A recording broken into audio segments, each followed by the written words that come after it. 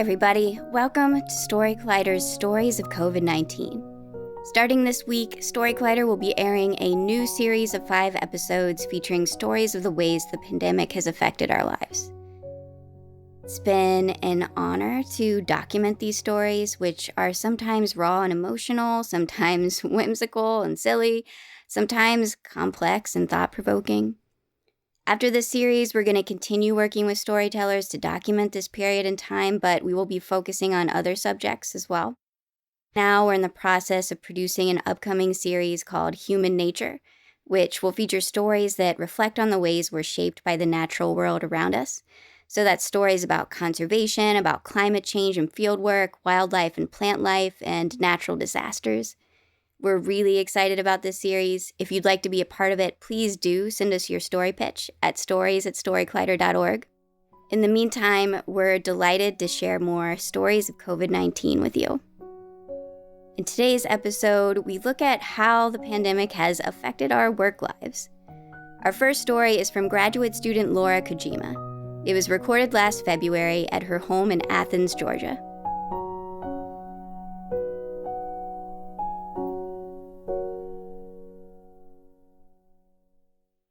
Most people would think that the life of an alligator biologist is similar to that of the crocodile hunter, but that's far from the truth. Sure, it's fun, but it's far from fabulous.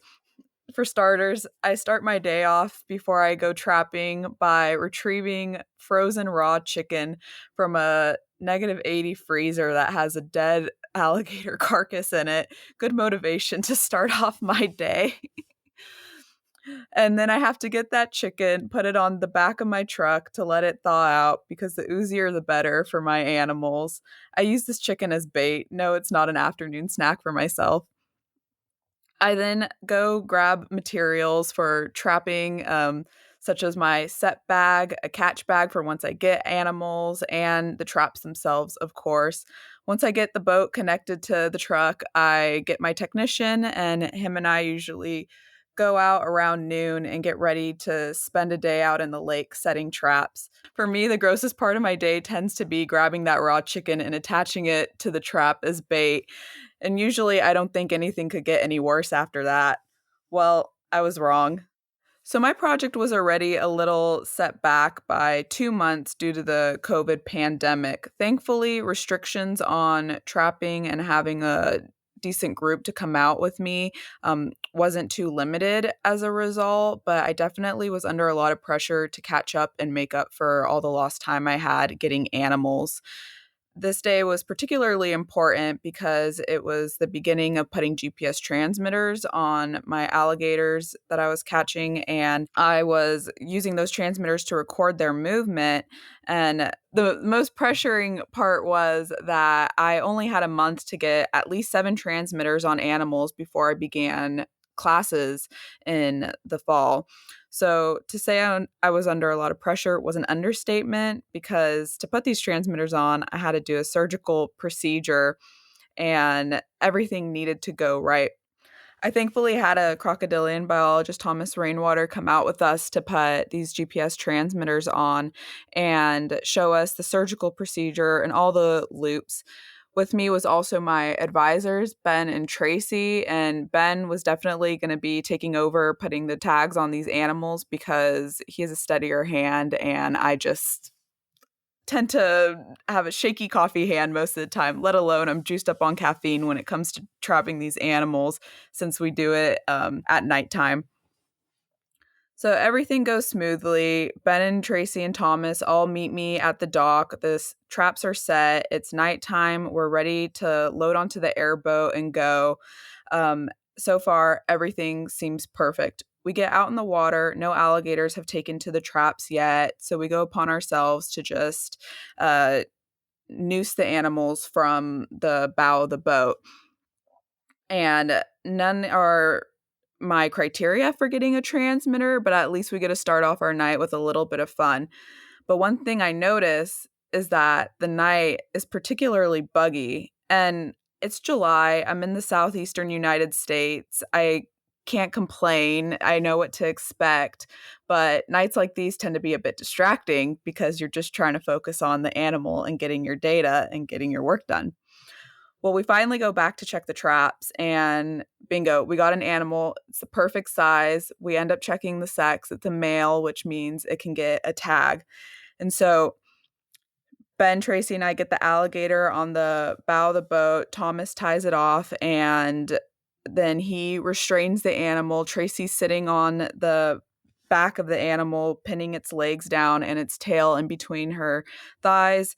Thomas is holding on to the middle part while Ben restrains the head, and we start prepping to get the tag on. So I'm in the midsection of the boat taking data, and all our headlamps are facing up to create a halo of light over the boat so that we can see all the materials needed for the transmitter. It is a surgical process, so we have sterilized needles, scalpels, wire that we use to attach the unit to the animal. So it's very intensive, and everything needs to be sterile and clean so it's as humane as possible. So me being basically the nurse on the boat, having to retrieve the items to give to Ben, who's doing the procedure, I'm trying to be as focused as possible and making sure that I have everything prepped in advance so that when he asks for something, I can give it to him.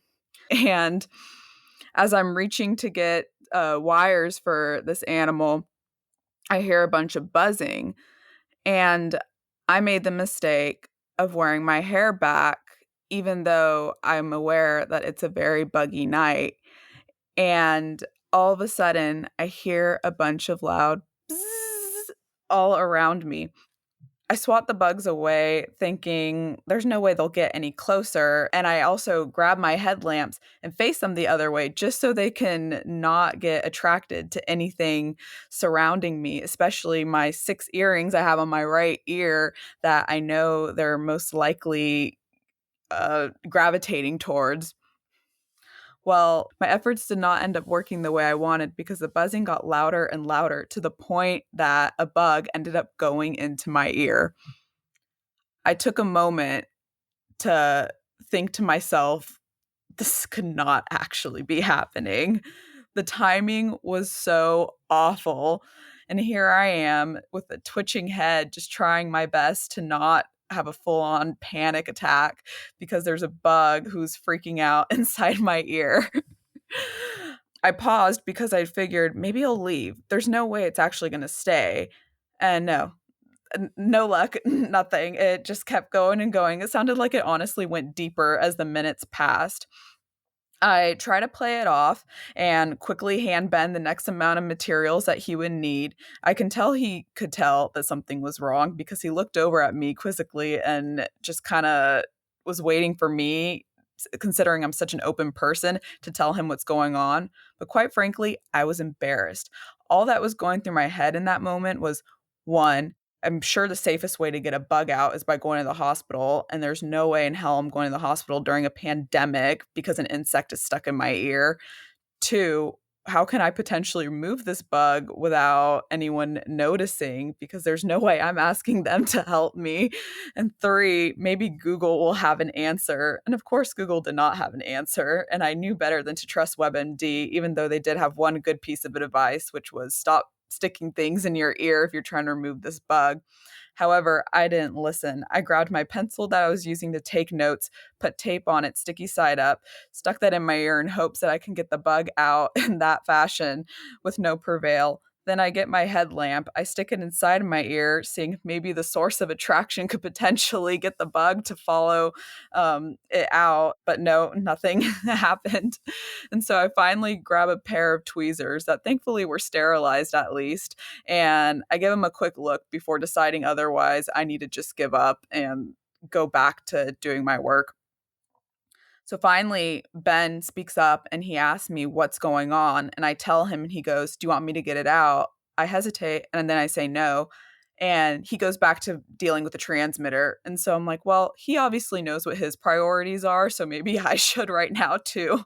So I kind of just like the bug, shove it all into the back of my head, just completely ignore what's going on to the best of my ability and proceed with the transmitter placement procedure while occasionally twitching my neck because the sound is just so incredibly aggravating.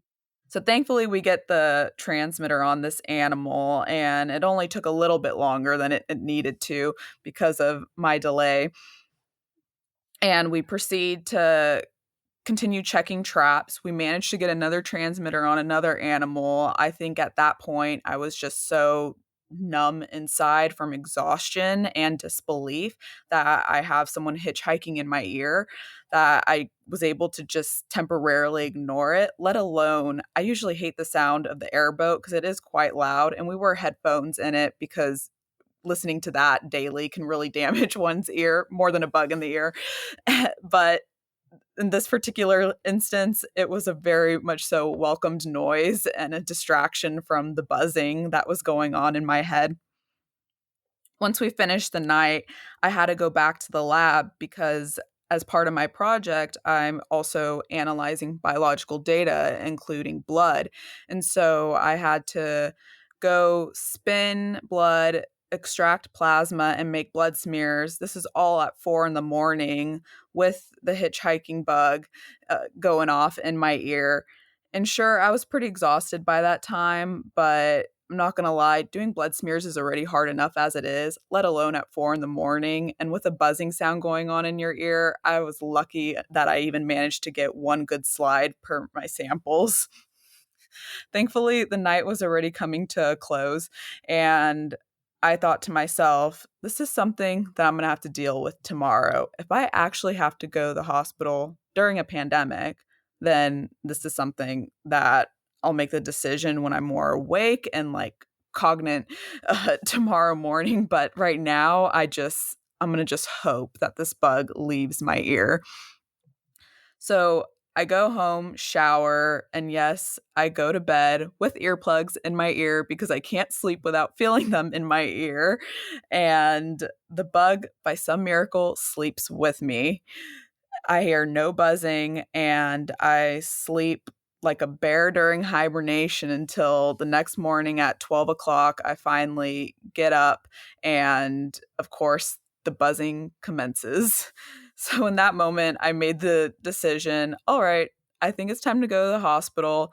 I live in a small town in South Carolina. It shouldn't be crowded. It's a weekday. Maybe I'll be fine. And so I try to let my paranoia of COVID kind of subside with the practicality that if I keep trying to remove this critter from my ear, I can cause some serious damage to myself, and that's just not worth it.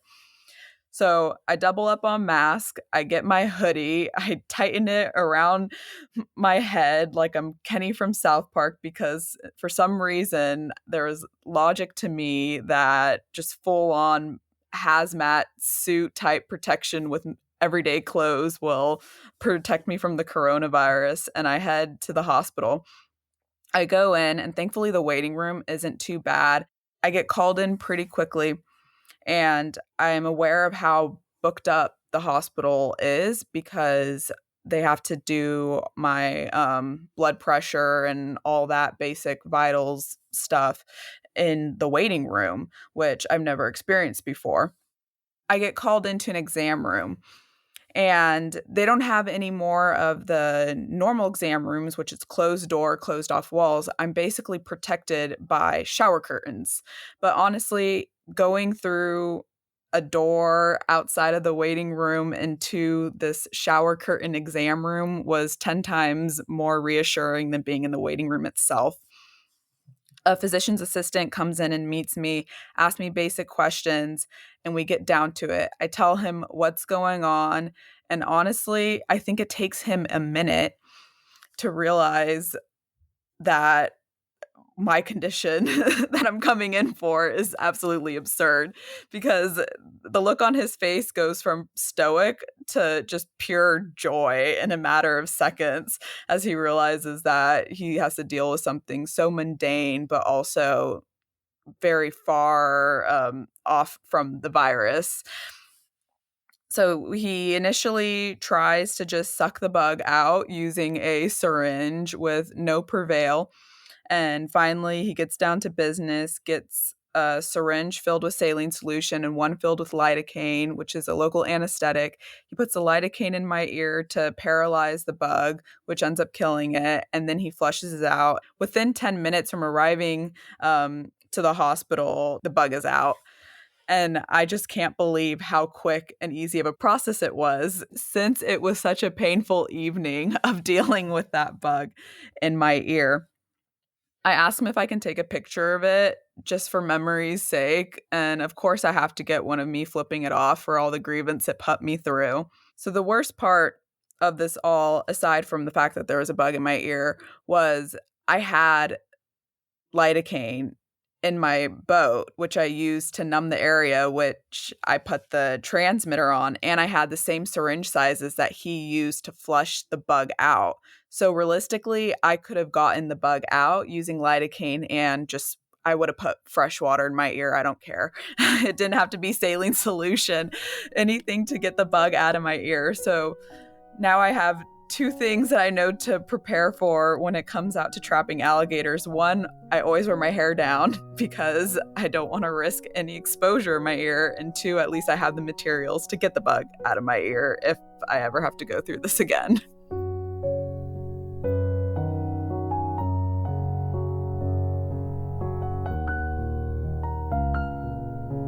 That was Laura Kojima. Laura is a graduate student with the University of Georgia looking at the consumption risk associated with alligator movement off the Department of Energy's Savannah River site, a former nuclear reactor plant that has reservoirs that are occupied by alligators that is connected to a river where public hunting occurs. Before we move on to our next story, I want to take a moment and let everyone know about a new reward that we're offering our Patreon subscribers. For those of you who aren't familiar with patreon.com, it's a platform where you can sign up to contribute a certain amount of money every month to a project that you love. And in return, the creators of that project offer specific rewards.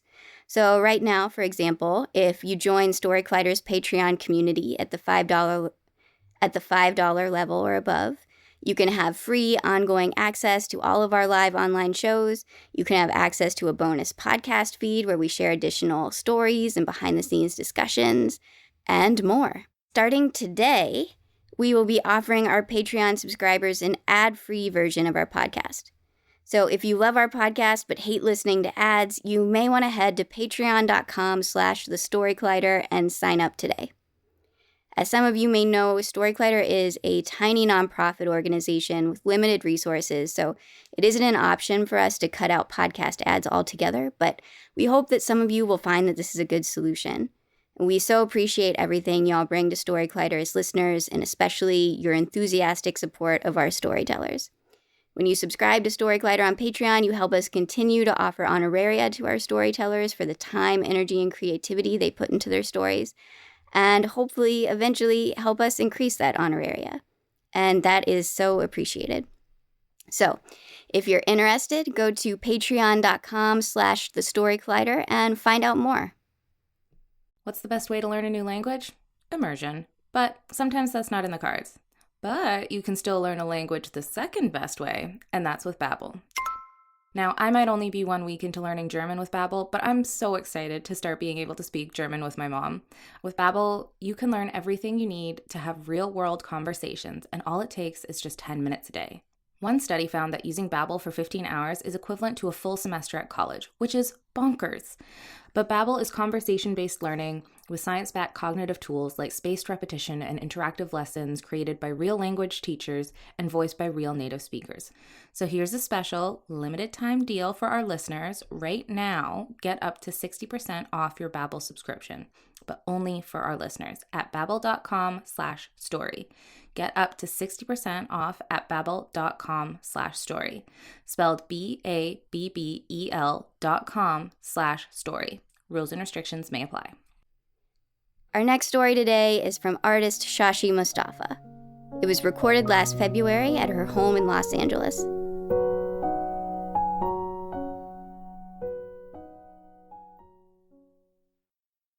I'm driving to a factory at 5 a.m., expecting to pull up in a dirt lot and see pipes blowing smoke.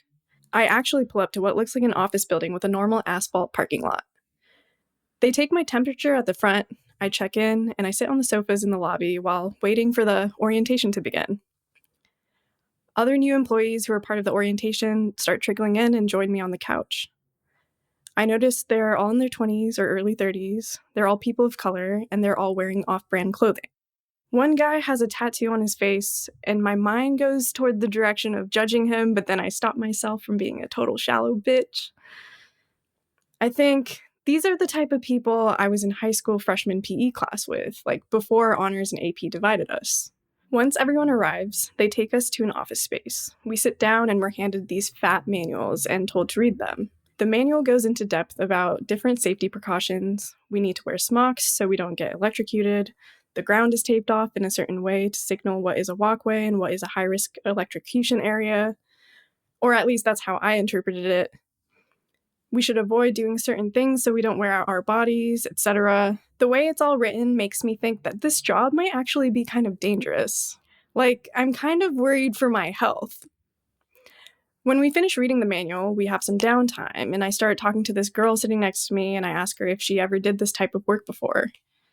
And she kind of just goes off about it. She starts telling me about, like, all this stuff. Like, honestly, I don't even know half of what she's talking about. She starts talking about the stuff she did at the previous factory she worked at, using words that I'm unfamiliar with to describe the actions. And then she says something like, I hope they put me in the warehouse. And I'm thinking, there's more than one option? Because I just thought that we were going to be sitting in an assembly line all together, the same place, doing the same thing. Now, I had just graduated college a little less than a year ago. Never had a real full-time job since I had just finished my college job and had gone backpacking in Europe for a couple of months until my trip was disrupted by the COVID pandemic and the travel ban. But I quickly realized that although I'm probably the most educated of this group that I'm sitting with right now, I'm actually the least qualified to do this job. It's lunchtime and we get a 30-minute break. I begin drafting my text to the woman who told me I got the job from the temp agency. I type something along the lines of, hey, it's Shashi. I actually think this job is not what I was looking for, and I would not like to go through with this position, but thanks for the opportunity. I pause and think for a moment. This is not a place for me. Getting minimum wage to do this dangerous work isn't for me. This is something I'm not willing to go through. My friends say that I'm the only person they know who would do something like this, but even for me, this is taking it too far. But I don't know if I can get another job right now. One of the managers at a Trader Joe's I called the other day said that they are getting 400 applications a day, so I ended up not sending the text. The next few days, I'm on the floor observing people who have worked here for decades. They're making Alaris pumps, which is the device that you run an IV tube through, so these are essential for COVID patients. I try to romanticize the factory in my head to come to terms with being here, because it's an interesting, colorful sight, and assembling a medical device during a pandemic is, like, pretty cool, to say that I did. Even though I knew this job would be temporary for me, though, I cry every day throughout my shift for the first 2 weeks of my job, and I hope the PPE I'm wearing hides the fact that I absolutely hate being here. I can't believe 4 years of busting my ass to double major got me to this moment. Describing someone as a college graduate and a minimum wage factory worker doesn't sound like it makes sense, but it's my reality. In addition to beating myself up, my Asian immigrant parents are disappointed I'm doing the same thing they did their whole lives, so I wouldn't have to do it. Like it was all for nothing. I try to talk to people in the administrative position so I can network myself up into a higher position, because I don't belong in the factory, I belong in the office. And if I slip in the fact that I graduated from college and have done administrative work before, maybe someone will notice, get me out of here, and give me the raise I deserve. Finally, it's time for me to get trained on the alarm test station. I meet Winnie, a 70-year-old Asian grandma who reminds me of my parents and aunties who love drama. She's worked there for 35 years and knows how to do every single part of the assembly line. Like, this woman could literally make the whole device herself if she wanted to.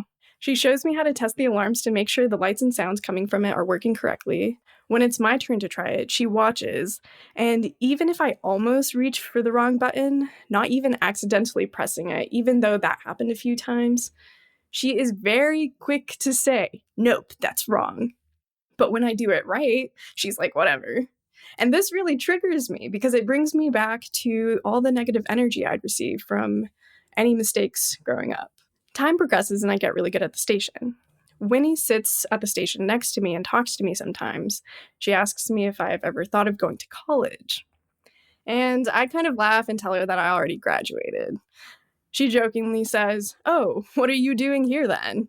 Which makes me feel really awkward because I don't want anyone to think that I'm above them, and I genuinely want to believe that I'm not above them either, just because I went to college. I think Winnie sees her kids in me, though, because they were all born and raised in the US just like me and went to college and they live good lives. I start to develop relationships like this with other people too. Many of the older Asian ladies like me more than a lot of the other people who are in their 20s, and I think it's because I'm able to understand where they're coming from a little better than the people who aren't Asian, since my parents are a lot like them, so I kind of know how to respect them in the way that they expect it.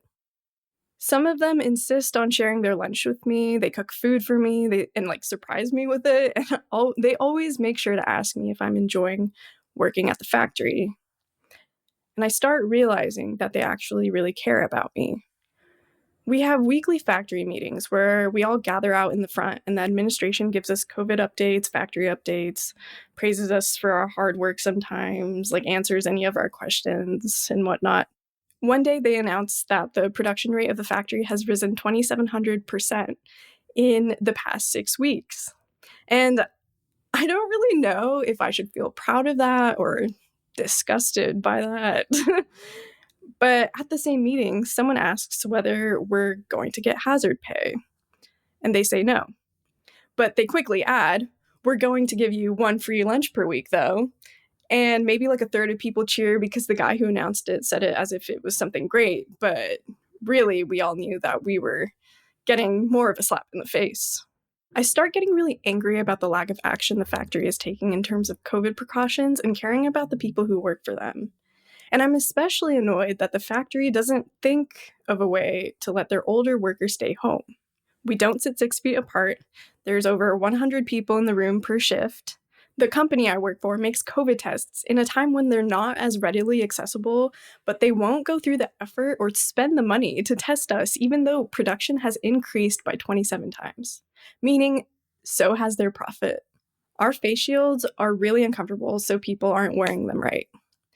White people from the administration come into the factory maskless to tell all the people of color and immigrants who work in the assembly line, "Put your face shield on so you don't give others COVID," as if they can't contract COVID themselves because of their whiteness and their more than living wages, and that we will infect them and each other because we're brown and low income. One day I come to work and I hear a bunch of people whispering in anxiety about how they deep cleaned the factory during the overnight shift. So that must mean someone got COVID, right? People start panicking a little, but it doesn't stop them from working. We have a factory meeting later that day where the CEO tells us that 6 days ago, someone in the administrative offices had symptoms of COVID, so he and the people who work around him in that office got sent home to quarantine.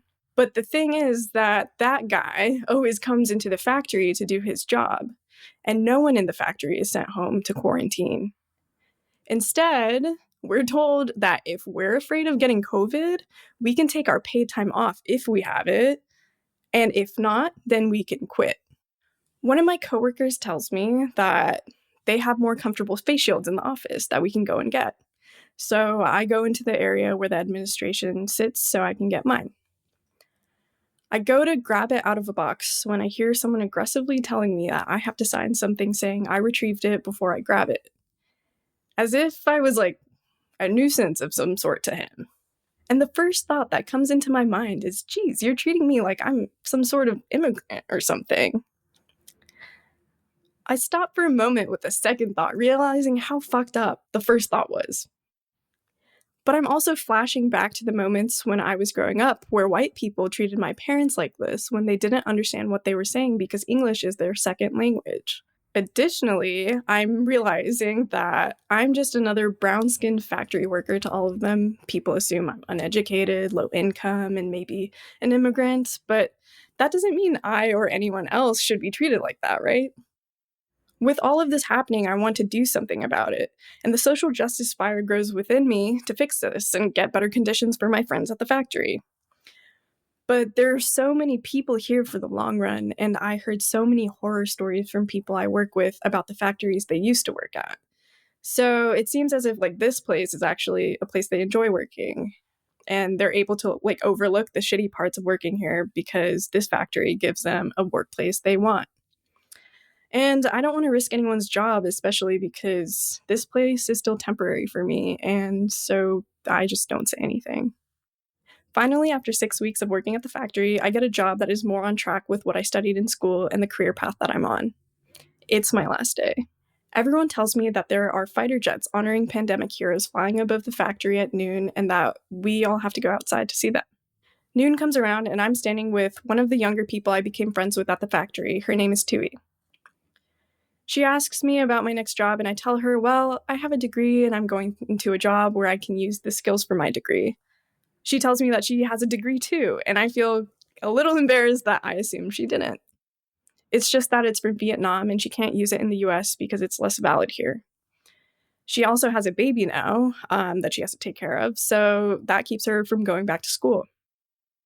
She tells me her dream job is to do what she got to do back in Vietnam, but she sacrificed that to come here to the US.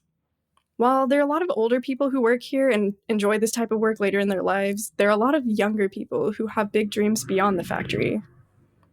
But there are a lot of barriers people face that I don't. And yes, I got into this situation where I needed to work this terrible job, but 6 weeks is nothing compared to 1 year, 5 years, or 10 years, which is how long some people in their 30s have been working here. People who work at the factory sleep in their cars because the commute home is too far. My commute is only 7 minutes compared to some people who have 1 to 2 hour commutes before and after work.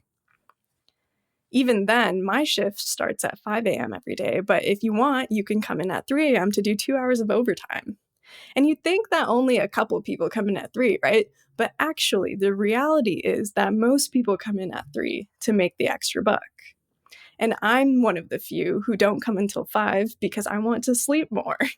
And rightfully so, everyone gives me shit for it. But also, I'm privileged enough to not need the extra money. People cut their fingers on the job and don't complain. They're in constant pain from doing the same motions over and over again every single day. And when we aren't at work, I hear beeping noises ringing in my head for the rest of the day into the night when I'm going to sleep.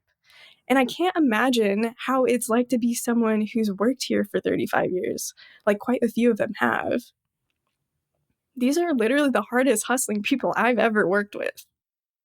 We're still standing outside waiting for the planes to fly over us, and I glance over to the other side of the parking lot to see administrative workers flashing peace signs and taking photos with this giant banner that says "Heroes Work Here." The fighter jets finally come and fly over us, and they just go in this straight line and then disappear. Then we all line up to get our temperatures checked so we can go back into the factory and continue assembling until the end of our shift. People are kind of muttering in disappointment because we all thought the jets were going to do tricks and stuff and draw stuff in the sky. And someone walking alongside me actually makes a comment saying, I wonder how much money they spent on that. They should have just given it to us. And I'm like, yeah, they should have just given it to us.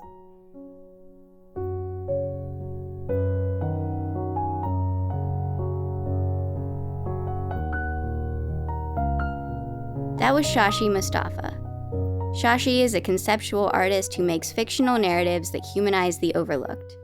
As a director, screenwriter, and photographer, her goal is to instigate social change with her films and photo series.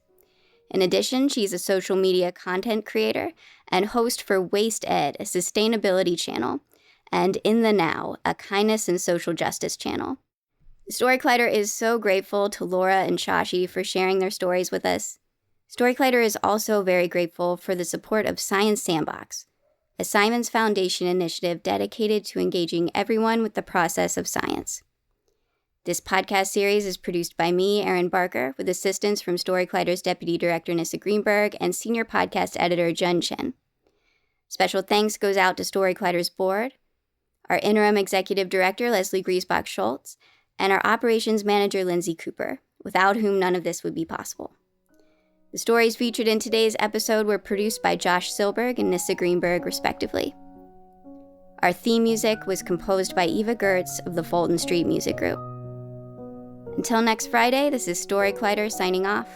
Stay safe, wash your hands, wear a mask, love each other. Thanks for listening.